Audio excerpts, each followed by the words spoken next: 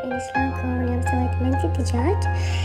تشوفون الدجاج شلون دايبة وتجنن. طبعا هواي تردون طريقة المندي اليوم نزلتها بالتفاصيل.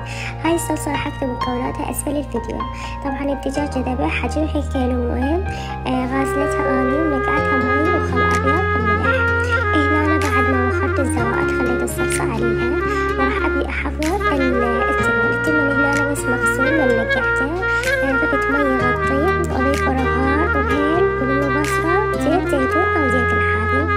راح اخلي هنا المشروب وخليت الدجاجة. طبعا انا حشغل العين فوق والجو سوا درجة الحرارة 240. وحكايتنا اللي في عيني بدموع اكيد راح اطلع الدجاجة. ذكرياتنا هي اول مرات شوي حكاكة بالاطراف كلش عادي.